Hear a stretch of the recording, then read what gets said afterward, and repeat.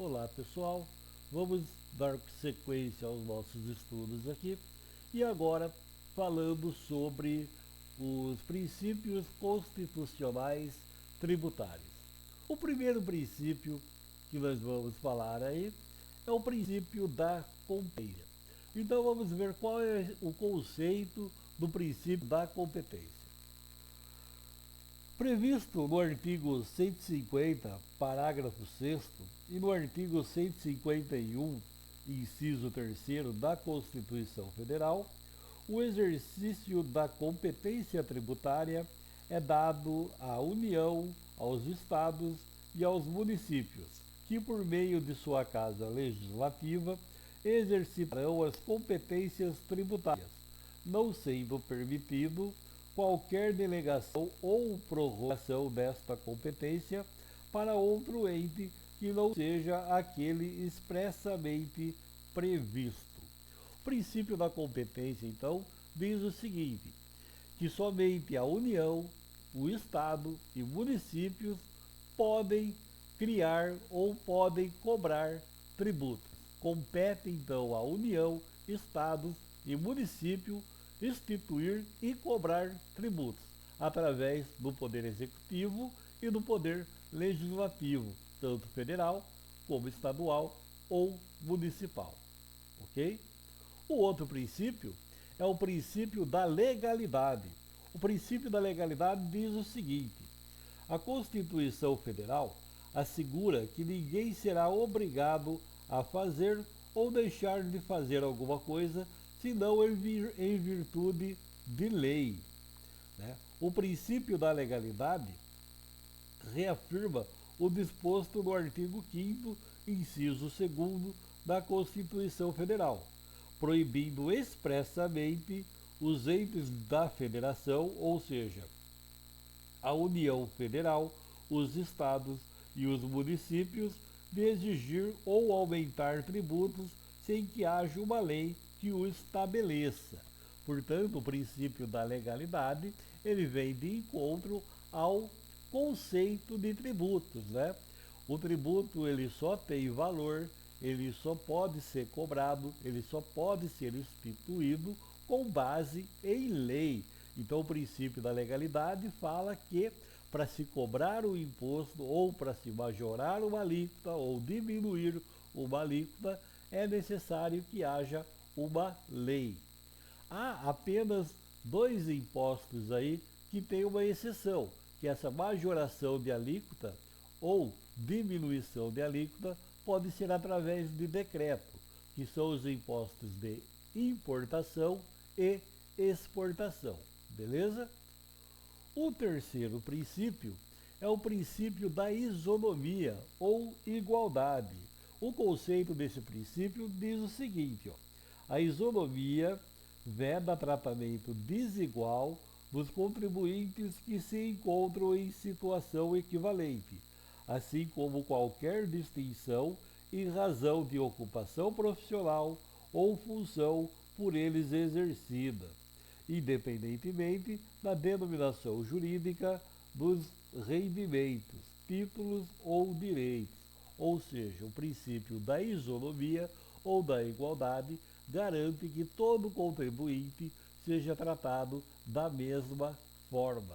Não posso cobrar imposto de acordo com a cara do contribuinte. Todos serão tributados, todos recolherão impostos de forma igualitária. Então, o princípio da isonomia garante essa igualdade de tratamento por parte do ente da federação, seja União, Estado ou município, para com o contribuinte. Todos serão tratados da mesma forma. O próximo princípio é o princípio da irretroatividade. Esse princípio já diz o seguinte, proíbe a cobrança de tributos em relação a fatos geradores ocorridos antes do início da vigência da lei, que os houver instituídos ou aumentados. Por exemplo, se for criado um novo tributo com vigência a partir de janeiro de 2020, fica proibida a cobrança deste tributo por fatos gerados em 2019. Então o princípio da irretroatividade garante que o tributo só será cobrado a partir da vigência da lei que o instituiu. Antes da lei não pode ser cobrado nenhum tipo de tributo. O próximo princípio é o princípio da anterioridade nonagesimal. Esse princípio tem o seguinte conceito: o princípio da anterioridade veda a cobrança de tributos ou contribuições no mesmo exercício financeiro da sua criação e antes de decorrido 90 dias da publicação da lei que o instituiu ou o aumentou. Então esse princípio fala o quê? Eu tenho que criar o imposto, ou o Estado vai criar o imposto. Se a lei foi aprovada em 2019, esse imposto poderá ser cobrado a partir de 2020. Ou, se o imposto for criado através de uma lei em 2020, ou aumentado, o valor do imposto em 2020, ele só poderá ser cobrado em 2021. Porém, tem ainda uma observação que é a decorrência aí de 90 dias da data de aprovação e divulgação aí da lei, e publicação da lei. Nenhum imposto pode ser cobrado antes desse período de 90 dias da publicação da lei que o criou. Para que serve esse princípio? Veja bem, vamos colocar uma situação em que o ente da federação aprovou uma lei criando um tributo no dia 27 de dezembro de 2019. Não seria justo, em 1º de janeiro de 2020, já estar cobrando esse tributo. Tá? Tem que dar um tempo para que o contribuinte, seja ele pessoa jurídica ou pessoa física, tome conhecimento da lei e se prepare para o pagamento desse tributo. Daí, esse período de 90 dias. Portanto, se o tributo foi aprovado, a lei que criou o tributo, foi aprovada em 27 de dezembro, esse imposto, esse tributo só poderá ser cobrado, só poderá ser recebido a partir de 27 de março de 2020, decorrido aí 90 dias da data de aprovação da lei e publicação da lei que criou o imposto, ok? O próximo princípio é o princípio da vedação do confisco. Esse princípio diz o seguinte, o princípio da vedação do confisco proíbe o Estado de confiscar bens materiais ou dinheiro, dos contribuintes com o pretexto de cobrar tributos, impedindo-se de se apossar indevidamente de bens particulares. Então esse princípio constitucional fala que o ente da federação, seja ele União, Estado ou município, não pode confiscar nenhum tipo de bem do contribuinte ou dinheiro do contribuinte. Tá? Fica vedado, então, através desse princípio constitucional, o confisco de bens, seja ele bens móveis, imóveis ou dinheiro. O próximo princípio é o princípio da seletividade. Esse princípio diz o seguinte: é o princípio que garante que a tributação seja maior ou menor dependendo da essencialidade do bem, ou seja, seletividade. Esse bem, ele é importante, ele é o bem que é essencial. Então, se o bem é essencial, a alíquota que será cobrada, ou o valor que será cobrado do imposto é menor. Se o bem, tá, ou o serviço, ele não for importante, ele for um bem irrelevante, portanto, essa alíquota desse tributo será maior. Exemplificando isso, vamos pegar aí o exemplo de itens da cesta básica. Os itens da cesta básica têm suas alíquotas, o valor, o percentual aplicado sobre o produto é menor ou até mesmo isento em alguns casos. Em contrapartida, se pegarmos aí bebidas alcoólicas, cigarro, a alíquota do imposto desses produtos é alta. Portanto, quanto mais importante, quanto mais essencial for o produto, menor a alíquota. Quanto menos essencial for o produto, maior a alíquota. É isso que diz o princípio da seletividade. O próximo princípio é o princípio da não cumulatividade.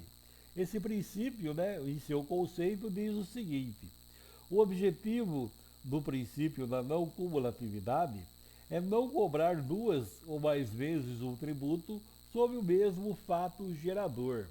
Então, esse princípio fala que o imposto ele só pode ser cobrado uma única vez, ou um único tipo de imposto, sobre um fato gerador daquele tributo. Portanto, eu não pode ocorrer aí a bitributação, eu cobrar duas vezes o mesmo imposto, ou cobrar impostos diferentes sobre o mesmo fato gerador. Por exemplo, eu vou citar o exemplo de ICMS, Imposto sobre Circulação de Mercadorias e Serviços. O fato gerador é o transporte dessa mercadoria. Portanto, o imposto que é cobrado sobre transporte de mercadoria é o ICMS. Não pode ser cobrado outro imposto em cima do transporte da mercadoria. Apenas um, conforme diz aí o princípio da não cumulatividade. O próximo princípio é o princípio da uniformidade geográfica. De acordo com esse princípio, o seu conceito é o seguinte: esse princípio visa garantir que, nos termos do artigo 151, inciso 1º da Constituição Federal, a tributação da União deve ser uniforme em todo o território nacional, não podendo criar distinções em relação aos estados, aos municípios e ao Distrito Federal. Então, de acordo com o princípio da uniformidade geográfica, o imposto instituído pela União será cobrado da mesma forma em todos os estados, assim como o imposto instituído, criado pelo Estado, será cobrado da mesma forma em todos os municípios. Não pode ter tratamento diferente, na forma ou na maneira de se cobrar e de se arrecadar esses tributos aí. Por isso o princípio da uniformidade, uma única forma de se cobrar o tributo dentro de uma área geográfica. O próximo princípio é o princípio da não discriminação tributária. Esse princípio fala o seguinte: veda aos estados, ao Distrito Federal e aos municípios estabelecer diferença tributária entre bens e serviços de qualquer natureza em razão de sua procedência ou destino. O intuito desse princípio é impedir a criação de barreiras tributárias entre estados e municípios, que possam restringir a atividade econômica. Portanto, esse princípio, da não discriminação tributária fala que não pode ser cobrado ou praticado formas de tributação diferentes entre municípios e entre estados. Portanto, vou pegar o exemplo do estado de São Paulo, a alíquota mais comum aí do ICMS no estado de São Paulo é 18%. Não pode ser cobrado mais que 18% de produtos vindos de outros estados, ok? Porque senão você vai estar impedindo esses produtos de entrarem no seu estado, ferindo aí o princípio da não discriminação tributária, beleza? O próximo princípio é o princípio da capacidade contributiva. De acordo com esse princípio,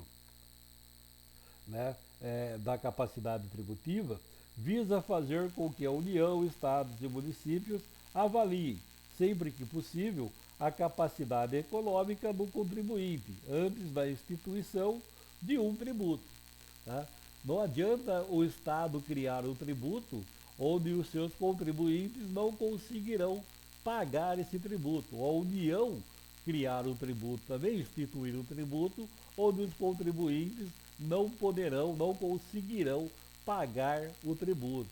Por isso é necessário fazer essa análise da capacidade contributiva, ou seja, o contribuinte tem condições de arcar, de pagar mais esse tributo, tem condições de estar recolhendo esse tributo aos cofres públicos.